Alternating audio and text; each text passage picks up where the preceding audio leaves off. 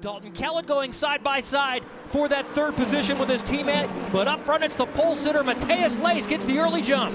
Oh, we have contact! Herta spins, and he collects his teammate Ryan Norman.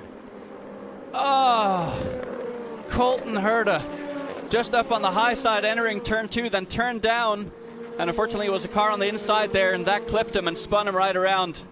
We already see Colton Herta moving around in that car. That's a good sign. Experience, and Dalton Kellett was on his inside there. Did they make any contact? They did, and yeah, Colton Herta just turned down on Dalton Kellett. So I'm not sure if maybe that's the spotter told him he was clear and he tried to turn down, or if he was just trying to squeeze Dalton Kellett down onto the apron. But either way, we were talking about conservation of equipment. That's something you don't want to do on the opening lap. You can't be that aggressive early on. And then watch, too, as Norman slides down. He almost took Shelby Blackstock with him, but I think he missed him. We'll see if Kellett has any kind of damage. Norman getting collective. Norman coming down, and 3 cars barely miss him. Andretti Cape against Ganassi's Bryce Air. That's just like IndyCar. Andretti versus Ganassi. And here comes Escoto. There's contact, and there's a massive crash. Oh, a frightening crash with Murray and Escoto.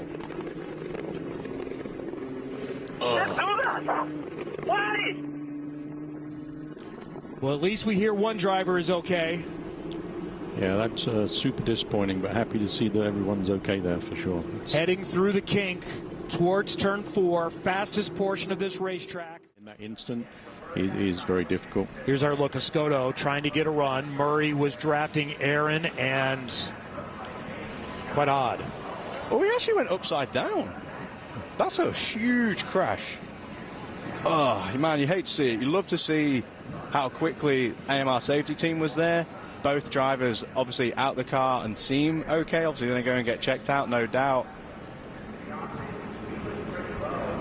I got to say, to me, Murray there is in the draft. He's trying to stay in that slipstream the best he can, because at that point, that's his best defense. It doesn't look like there's any malice there. It doesn't seem like they've either, just turned into each other or anything like that. Unfortunately, they've just come together in that kink, and unfortunately, this is... Around the outside, and Wharton showing him to the edge of the circuit there. No! Towards turn 6 they go, and big incident there for the 2 Premers. They went into turn 6 side by side, and now they find themselves both in the barriers, and that's the reaction from the Premer team.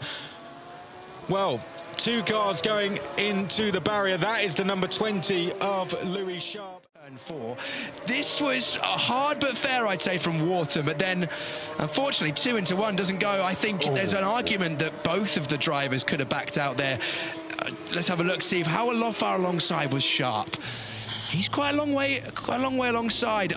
It's hard to call without seeing any onboards there, but what strikes me there, that is a big accident there, Chris. They're going in at very hard, sideways for Wharton, head on for Sharp. Chicane, Sylvain Pucier qui est un peu large, ça va permettre à Amaury Richard de passer. Xavier Guionnet également, la touchette entre les deux et l'accident. Oh, le crash! L'accident très violent entre Xavier Guionnet et Sylvain Pucier à 2 minutes 32 de la fin de cette épreuve. Alors tout d'abord, les commissaires qui étaient là sont tous debout. Ça, c'est ce qui nous intéresse tout d'abord. On va voir aussi les pilotes. On imagine que ça va. On serait impatient. Et drapeau rouge, évidemment. Drapeau rouge tout de suite. On est impatient de voir les pilotes sur le vibreur. Il est un peu large à la sortie. Il revient. On a Xavier Guionnet qui veut reprendre sa trajectoire et qui tasse un Sylvain Pucier qui n'était pas tout à fait à droite non plus. Et le choc ici. Regardez le rail de sécurité qui vole à cet endroit. Et on est heureux de voir que le membre de la presse, je pense que c'est un photographe, et les 2 commissaires qui étaient là s'en tirent à bon compte. Ils doivent avoir le cœur qui bat très vite. Là pour l'instant, messieurs, on est heureux de vous voir debout. Et drapeau rouge forcément. Et là on salue la solidité. That first corner contact all the way down in 10th position, and Anthony Bartone up into 11th, but a big contact up at the front. 2 motor park cars, one heavily buried into the barriers. A hugely dramatic moment. That's Morten Stromstedt, so more drama for the Dane. And we have a safety car out, unsurprisingly, because that was a hard hit into the barriers.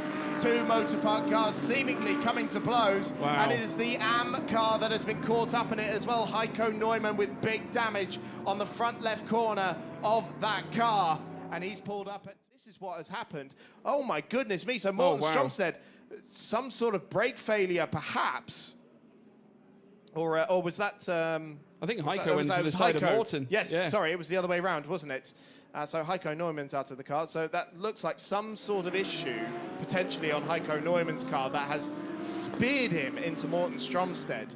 That's quite the collision, but good to see both drivers out of the car at the very least. Obviously, that's a really unfortunate start for Team Motorpark. They are certainly now 3 cars, removed to the back of the grid, 2 of them out of the race anyway. Menchaca's ready for the feature race on the typical 2-race GP2 weekend here on Speed. With David Hobbs and Steve Matchett, I'm Bob Varsha.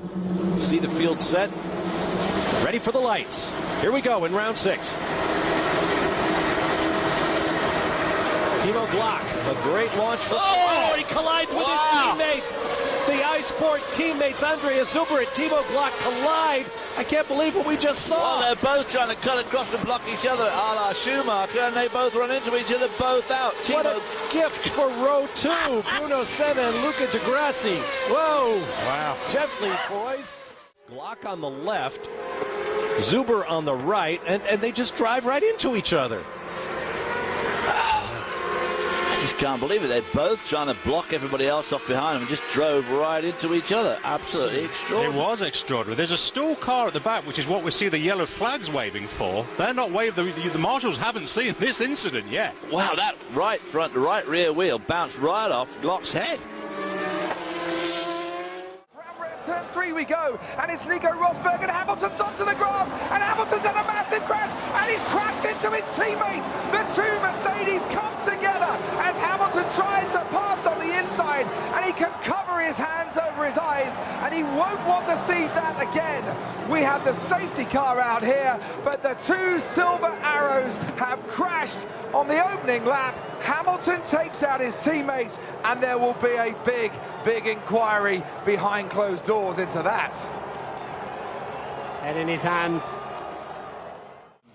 Vettel had a massive moment, so tremendous launch off the corner, and Rosberg went over to cover the line, but Hamilton was coming at him so fast that he effectively had only the grass to go to. But look at this.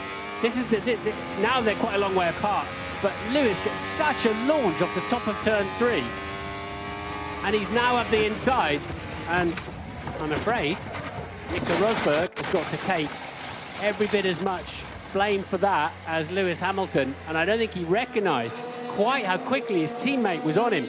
He's covered him off, but he covered him off too late. Before the braking zone? Oh, yeah, well, before the braking zone. We will return to one of the world's greatest racetracks with some of the world's greatest racing cars. It's very good news all round. Pretty amazing. Are we going to see this incident? Yeah, so we just saw the 54 Ferrari in the garage, newly repaired, because this happened to it yesterday. Now, the deal here is the 54 car was coming out of the pit lane. There are no tyre warmers, so everybody comes out slowly, and he was being protected, as the drivers were told was going to happen, by white flag.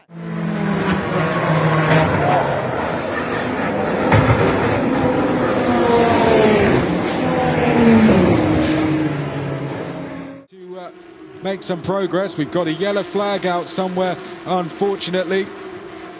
Max van Splunteren, who is working his way through up the order. Oh dear, big incident here. Stefan De Nuyel, that is in the 22, and I think Aaron Mason is the other driver involved in the 23. Safety car is out immediately, and this was a battle for the lead in the Pro-Am class. That appeared something to see. Okay, so the lead car is Aaron Mason. He spins there, and I imagine he's going to come back on into the path of Stefan there, and that is exactly what happened. Real shame there. 2 teammates as well, of course. They race for the Pierre Martinet by Alvarez team. Oh dear, Well, what are the chances? Stefan Deneu, you're just in the wrong place at the wrong time. Aaron Mason having an incident, and Stefan doing his best to avoid it. Almost has to go on the grass, but well, I said it was going to end in tears. This is going to be into the barrier. It's a big one. What we want to see as well. That is going to be safety car, maybe reds. We're into the last quarter of the race. That was always going to happen. I could see it coming. Florescu got the run. Di Francesco was trying to squeeze him. He had every right to squeeze him, but he squeezed him too much, unfortunately. He put him on the grass. They made contact. There was nowhere else for Florescu to go. Well, Di Francesco should have just left that little bit more room. Look at the white line down He's going to have outside. a chat with him. He's going to have Petra's going to have a polite word. That's a mess, that car. That is going to take some fixing. Luckily, they're not out till 4:30 towards the end of the day. And even Dev, normally Dev gets really wound up, and look at him. It's a purposeful walk, isn't it? He knows. Yeah. Oh no, guys. Well done to the marshals. Do you know what? Our marshals are absolute heroes, aren't they? Just argument with absolutely, Di Francesco. yeah. You can't do that. You just cannot do that. Yeah, you can see that there was just no more room. It's not quite a straight line as they come over the hill there, so it's very difficult for the person near the grass to actually stay off the grass. So Mini in sixth place, having to defend from Havercourt and Maloney. Leaders side by side. Vidales to the outside, trying to go around the outside there. Both the leaders go off.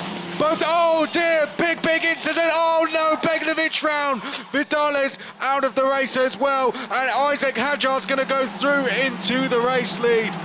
Safety car will be out at minimum there. Oh no, that's Marin Angeli off into the gravel and into the barriers. A big incident. Here we go, cold tyres into the chicane. They've both run wide, and as they go over the chicane, Vidales just hits the bump at a wrong angle, momentarily airborne.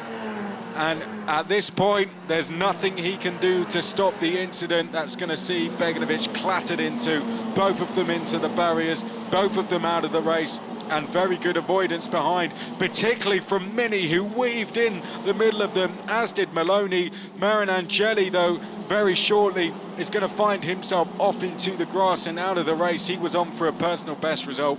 What a shame for him.